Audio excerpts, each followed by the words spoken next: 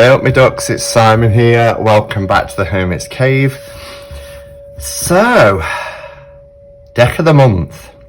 Now, deck of the month isn't me saying, you know, this is my favorite deck for this month, or, you know, each month I'm going to choose a deck that I want to highlight from my collection or anything like that.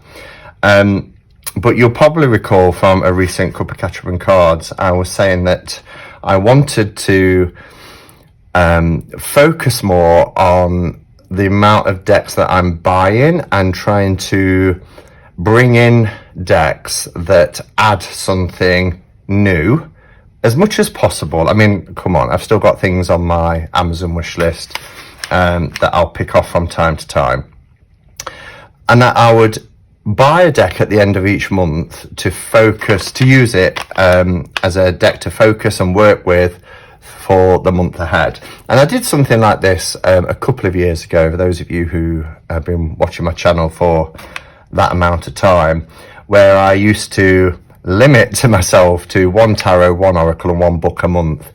And it didn't really work because, you know, decks would come up that I really wanted to get, and I'd think to myself, well, I'll get that next month. But then a week later, another, oh, well, maybe I'll push that one back to March. And before I knew it, I was getting quite frustrated. So I don't put those restrictions on myself. I will buy decks as I see them, as I like the look of them, know that I can work with them.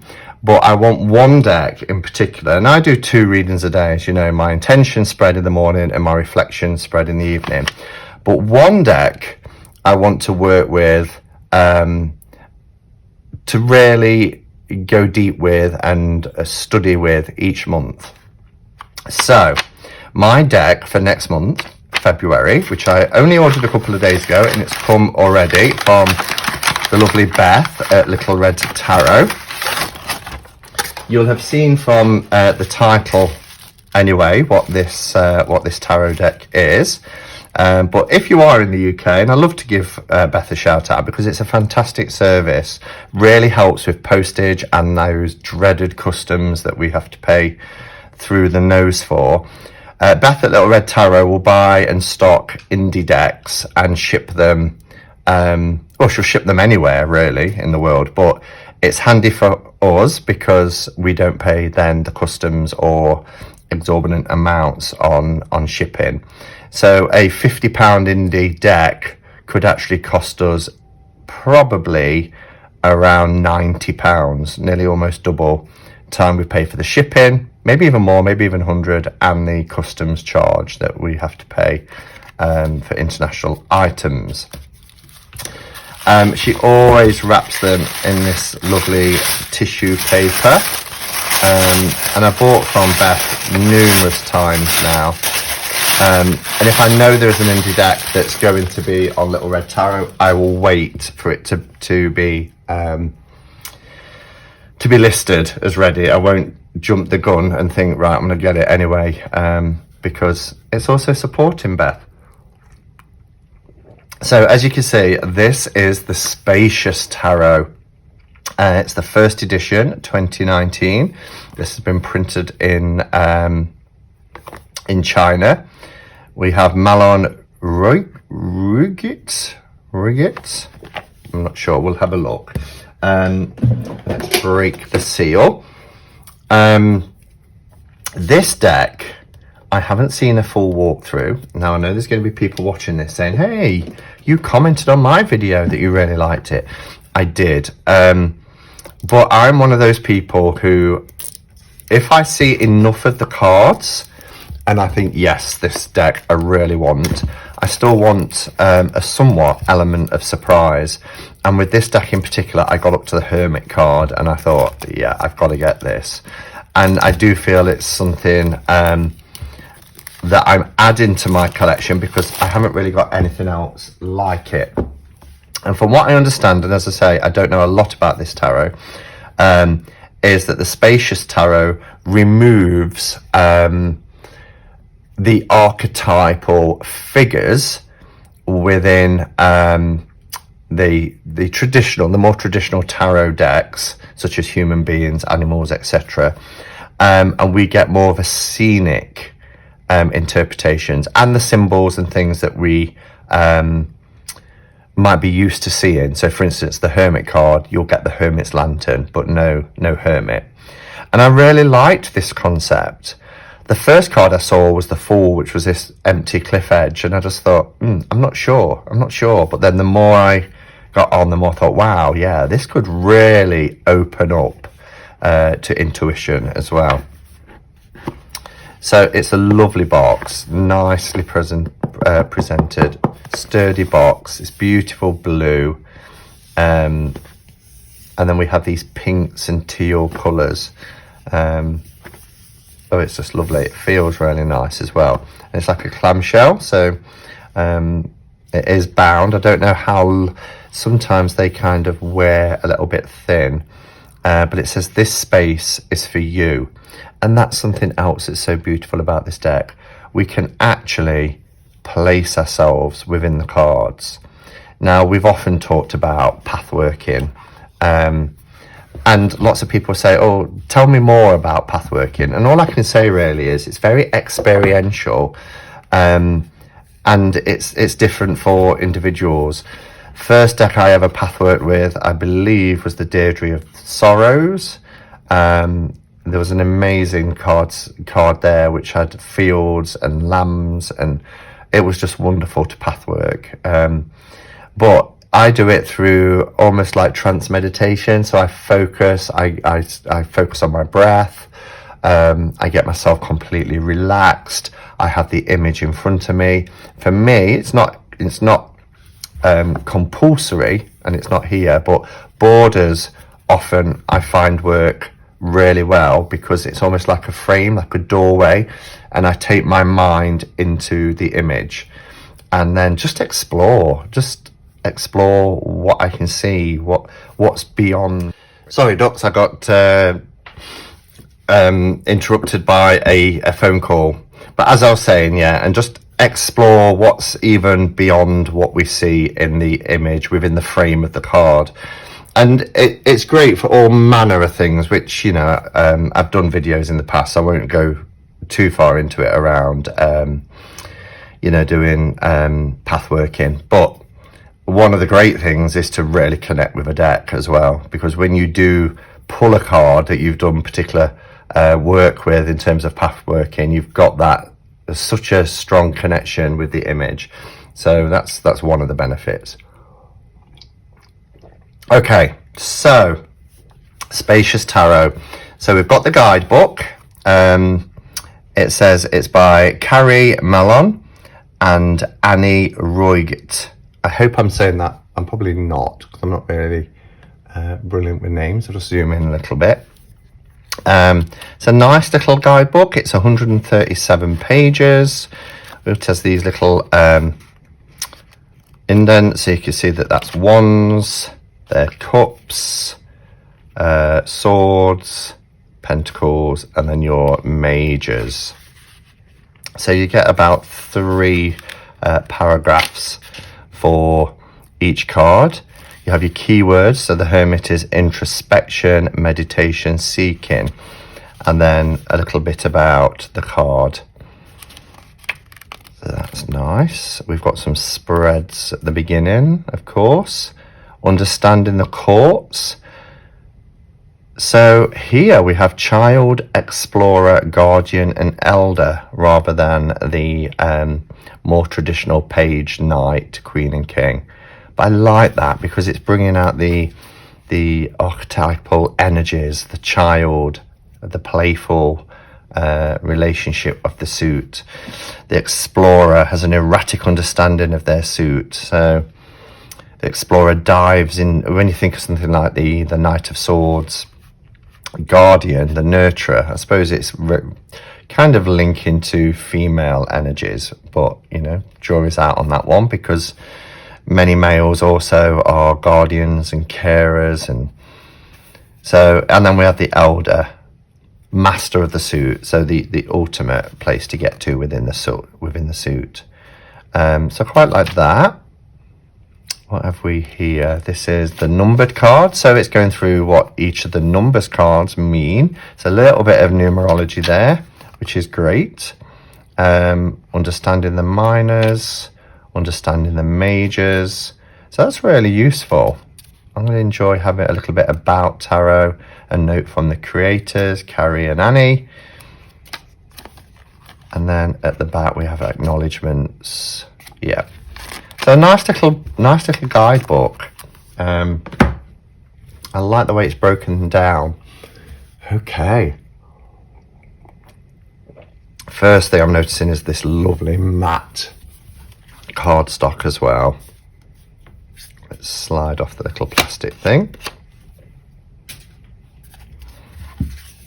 Oh, cardstock is nice.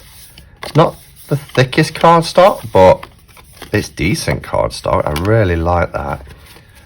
These are the backs.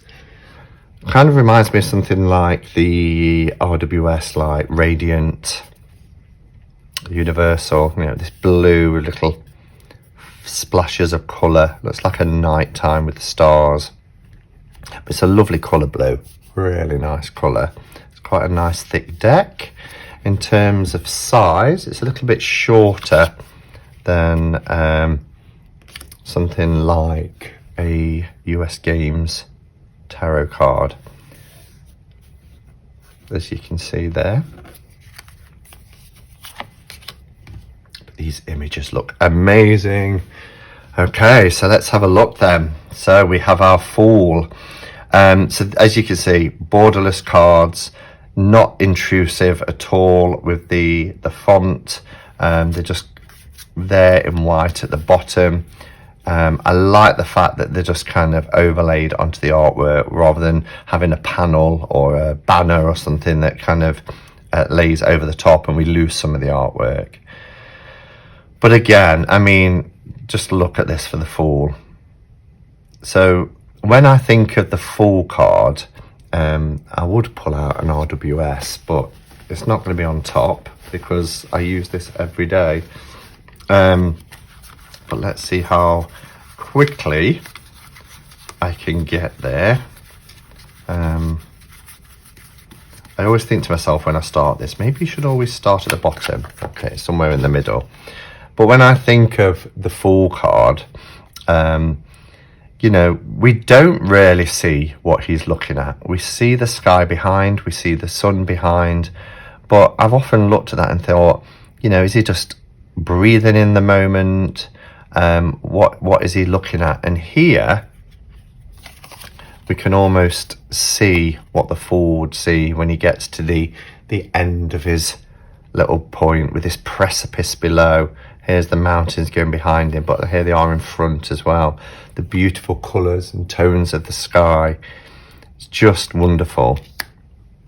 And again, we can place ourselves in these cards. What do you feel when you're in this image, when you're on the edge of this precipice, looking at this beautiful sky? How does it make you feel? I love the little details. Look, the little flowers here at the bottom as well. So here we have the Magician card. We have the symbols that we associate with the Magician. We have all the suits. We have all the tools, which represent each of the, you know, the elements. I struggled to find the word then.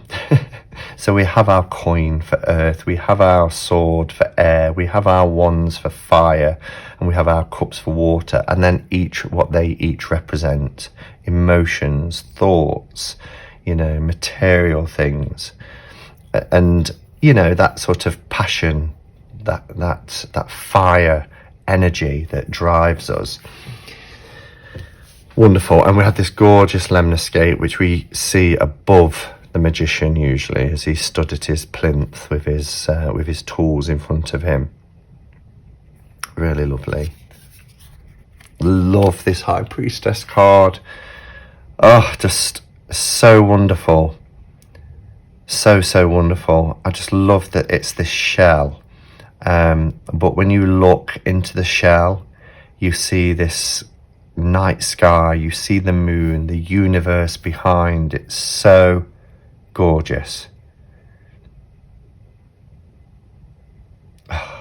So beautiful. The Empress. Love it. Now, I did say animals removed, but we do see birds and things like that. We just don't see central figures in human or animal form. But, you know, the Empress is always outside amongst beautiful flowers, beautiful sky behind, nature all around. And as I've always said, to me, you know, the Empress embodies Gaia, Mother Earth, Mother Nature. So I think this is a beautiful depiction. The Emperor. Now this is, I mean, it's beautiful, it's a poppy, but for me, a poppy symbolizes, you know, those who have fallen in battle. And when I think of an emperor, and I think of cards like the Emperor card in the Japaridze, which is about war, and we often see it very linked and associated with battles. And I get, you know, empires are fought over.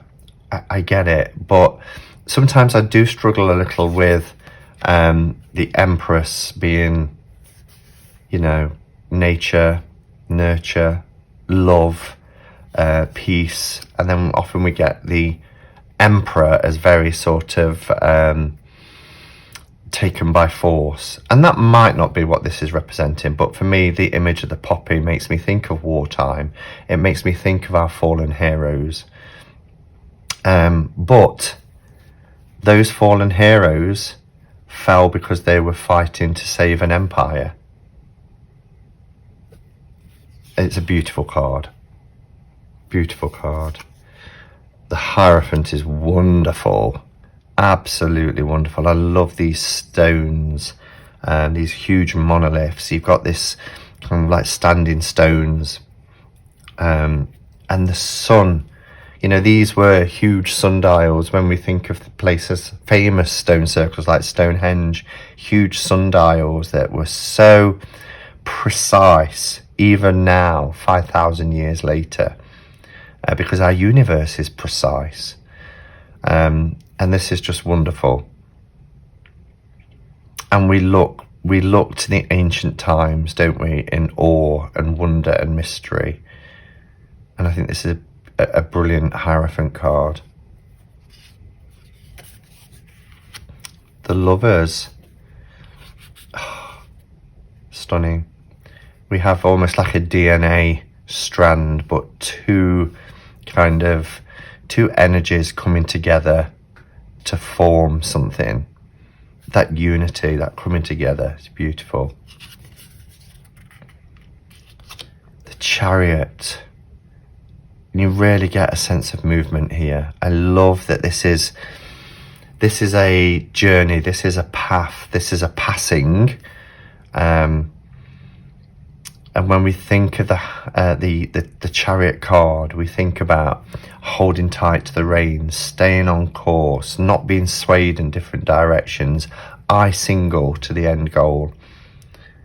And this is just wonderful. Strength. Wow. This reminds me of a poster. I used to be up in a college that I went to as a student years ago. And it had this huge rock in the middle of a desert, and right out the top of the rock was a little tree growing, and it just reminds me of that the land is barren, it's dry, it's starved of water, but look what's being manifest, that strength and determination to become what it needs to become against all the odds. Oh, here's the Hermit card. Now, isn't that just gorgeous? Try not to get too much of a glare. Apologies. I mean, if I show it you without the light, it might be a little bit too dark. But this is a dark image anyway. I'll put the light back on. But but it is just wonderful. I love how these trees almost look purple with this light. And this is a sacred grove. I really feel that, you know, we do that. We go to nature, we go into the woods, and we can really find a sacred space amongst the trees, a clearing in the trees. And I've had some of the most amazing, incredible meditations in woodland areas, in these groves, where you can sit and reflect. You can go within. You can soul search and ask those questions. It's wonderful. The Wheel of Fortune is lovely. We've got this kind of Celtic design here. And then we have these interwoven plants and flowers and fruits, and going through the seasons as well. You've got the Christmas, the holly, the autumn leaves, summer and spring, and this kind of cyclical motion. It's just wonderful. Justice. Wow. So we've got these polar opposites, which we see with the Justice card. We've got black and white, and not everything is black and white. And that's what the Justice card reminds us as well. You have to really be open and listen to both sides. But I love this kind of ripple effect, you know, of all of our actions, that cause and effect rippling out. Whatever we do, how we treat people, our thoughts, our words, our deeds, rippling out into the cosmos, connecting with karma. This is really interesting card. I don't think I've gone this far. So here we have the Hanged One. And this is amazing because we are suspended, aren't we? Or are we? Or are we falling? You know, are we clinging to a rock that's falling through space? Or is everything falling together at the same speed? But we're certainly suspended, aren't we? And the Hanged Man reminds us that we need to, you know, sometimes just press that pause button, take a step back and look at things from a different perspective. And here we have a completely different perspective.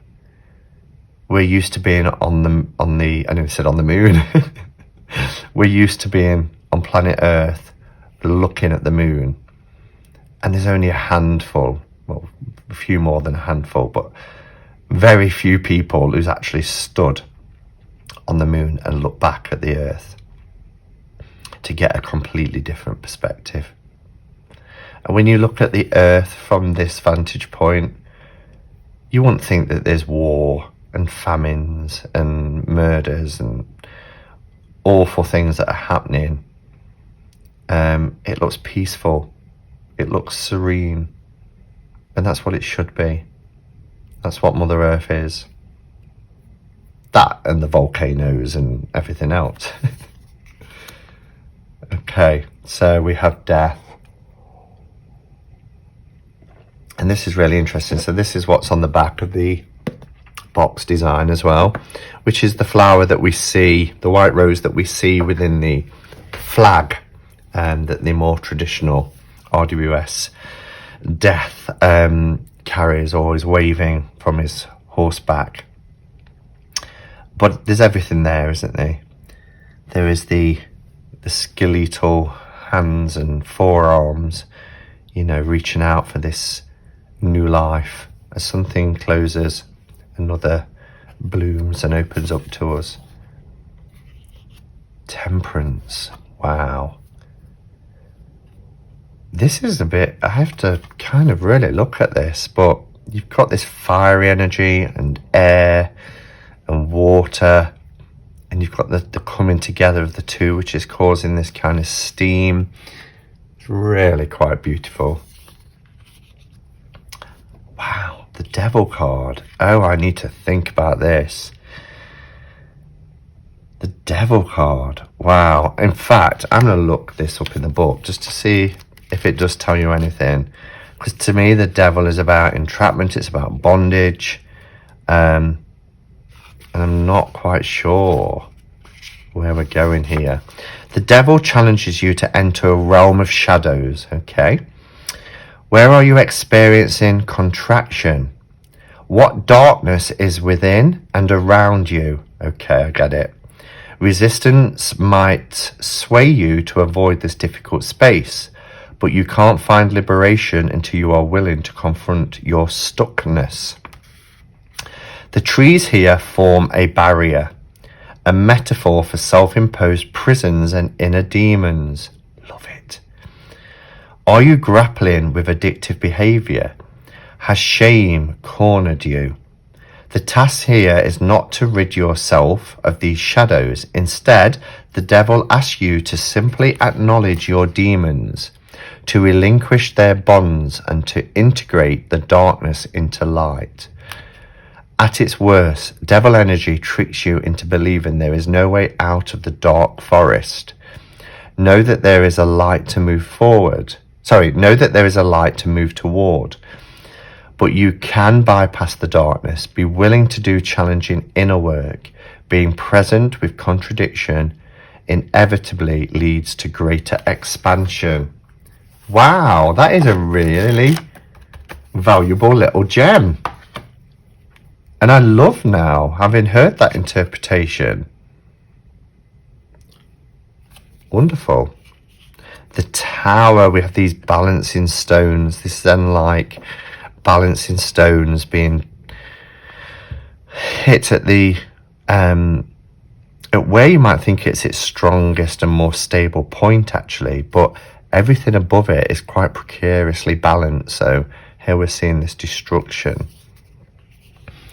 The star, I love it. It's laying on your back in this forest of trees and just staring upwards.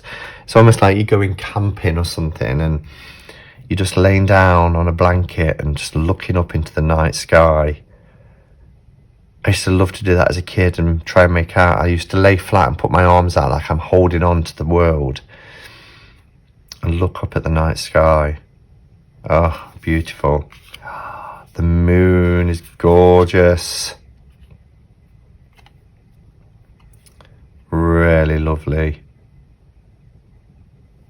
We get this fungi, these mushrooms sprouting in the dark, in the moonlight.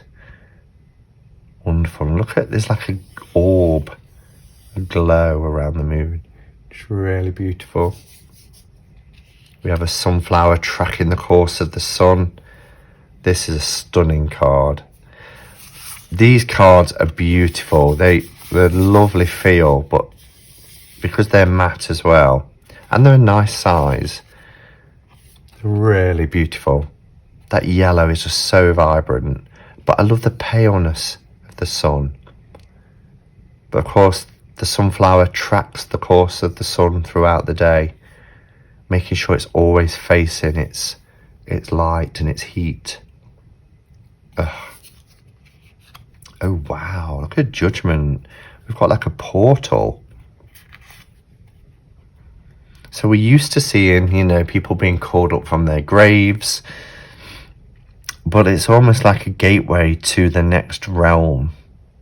And there is like I don't know if anybody can see that, but there's almost like a human face, almost like an angelic figure waiting to greet. Probably just pattern formation, but I often see faces that aren't there. But yeah, this Judgment walking through this frame, this portal into the next realm. Look at these beautiful colours in contrast to the world here. And here we have the world. I do love these constellations. I think it's really lovely. So we've got this night sky, but we've also got a landscape here as well. And again, we've got this cyclical notion of endless. So that's the majors, guys. And wow, I love this deck already. I'm so glad I decided to buy it. I'll probably go a bit quicker through the minors because this video is going to be quite long. But as I mentioned, what I really like is the book and how the book gives you oops, sorry, I'm getting a bit of a mess, aren't I? How it gives you the numbers as well. So you have your courts, but then it tells you what the aces stand for. 2, 3, 4 stabilizing force. This would be really good to use when learning pips as well, like Marseille decks, because these are the new direction of the 3, 4 stabilizing, 5 comes out kind of struggles, conflicts. So yeah, I like that. Oh, beautiful Pentacles. Love this, that balance, that duality. Wonderful in this lemniscate, but look at the foliage around it. It's just gorgeous. 3 of Pentacles, the roots. 4. Just look, oh, look at that for 5 of Pentacles. I mean, to me, it's not RWS, which is great, you know, although I suppose there's something on the outside and there's an uphill struggle, so I can see elements of that. But I love this stone circle at the top of the hill, this little dog making his way up there. Oh, and the footprints, a bit like the footprints in the snow. This is beautiful. This kind of reminds me a little bit of the Light Seers in its art style.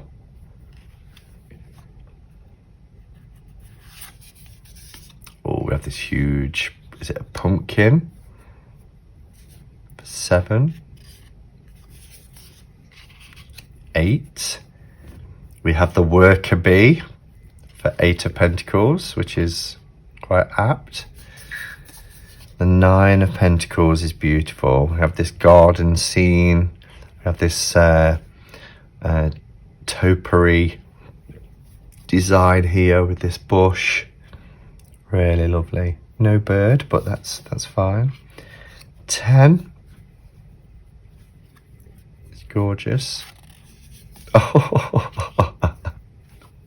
look at the Child of Pentacles. This little bear. How adorable is that card?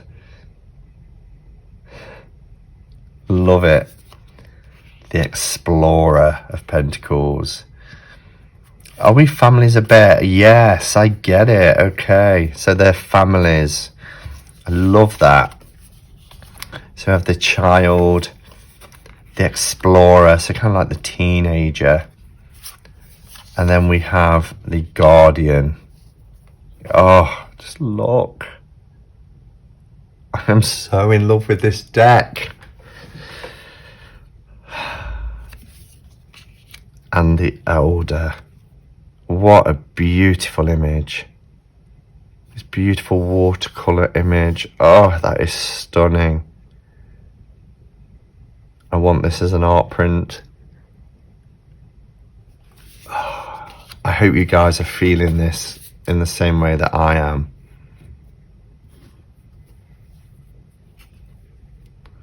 Ace of Swords.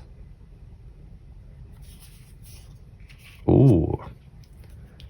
I like the frosty, snowy mountain. Beautiful deep blue sea. Little ray of hope bursting through. Spring's coming.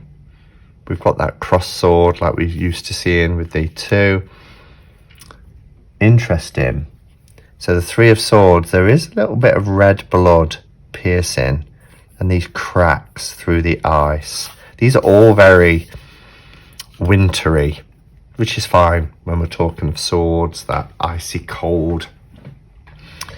But isn't that lovely? A little bench. 5. Oh, I love it. 6.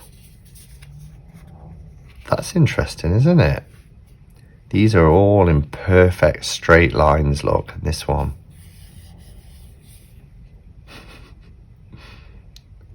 one who stands out from the rest, making his own way. 8. Wow. 1 has got out. I love it. Love, love, love this deck.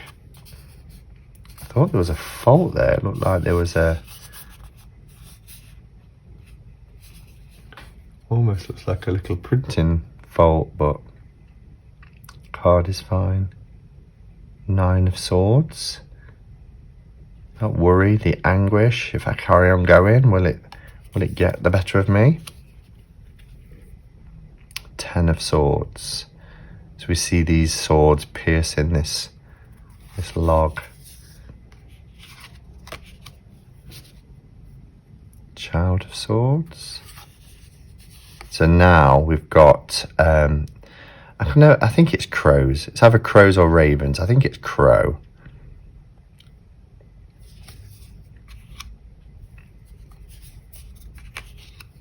The Guardian. I love how the Guardians are looking out, as you'd expect, I suppose, from a Guardian. But oh, and here's our gorgeous Elder. Wonderful. We have our wands. So Ace of Wands. Oh, I love this. Look at the contrast here. We've got this fiery energy. Beautiful. 3.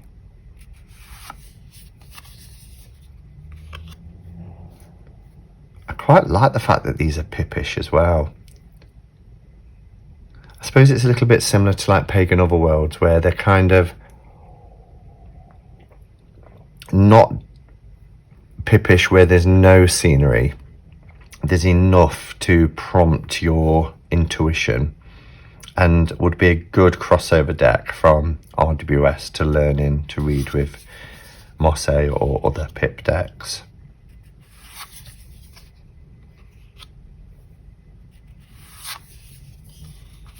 These cards feel amazing. Ace of Wands are almost like comets in the sky, aren't they?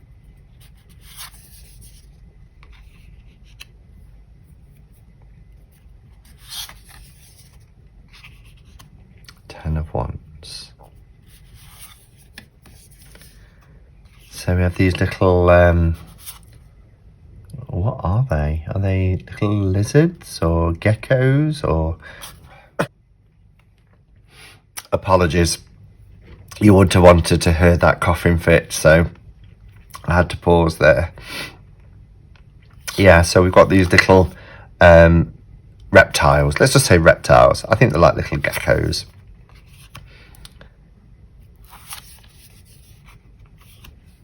And this beautiful fire energy carrying on through them all. We've got these fireworks here.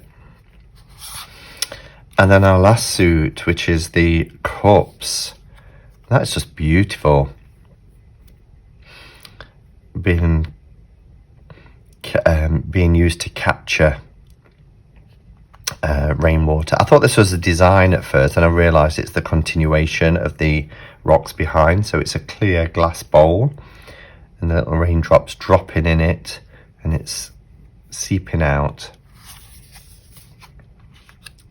2 of Cups.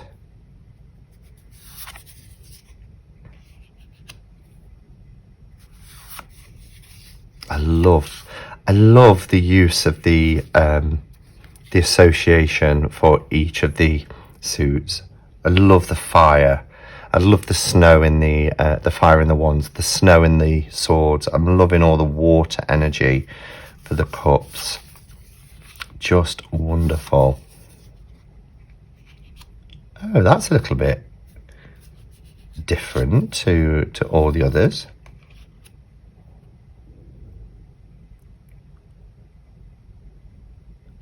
I'm not quite sure why. I mean, it's beautiful. You've got all this rain, you've got this destruction that comes with the 5, the broken cups, but I'm not quite sure why they're just kind of like chalk outlines when we have an image like this. Just seems out of keeping. That's beautiful.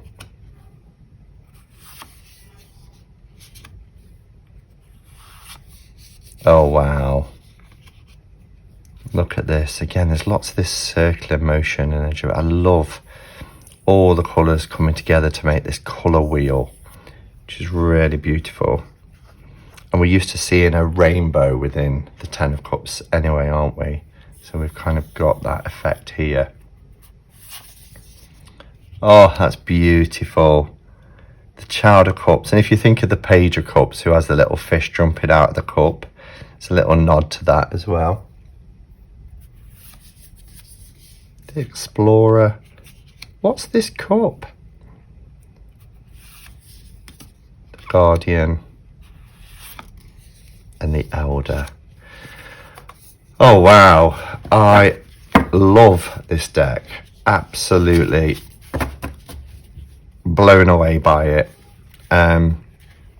We've, you know, in the last 6 months we've been really spoiled by some wonderful tarot decks that have been coming out, and this one is no exception. This is absolutely stunning. I can't wait for February to come. Perhaps I won't even wait for February to come. Maybe I will start using it already. Sorry, I'm mucking about with the camera. But yeah, I love it. So let me know your thoughts. It is a different kind of deck, but for me it works.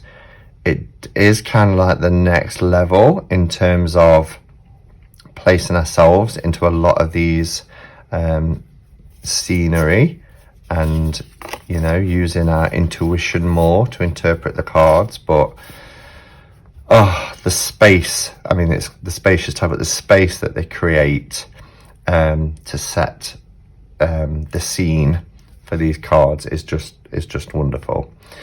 So let me know your thoughts. Do you have it? Do you enjoy it? Is it a deck you want to get? Yeah, and I look forward to seeing your comments below. So thank you for taking time and watching. Apologies for the interruptions, and I'll be back later in the week.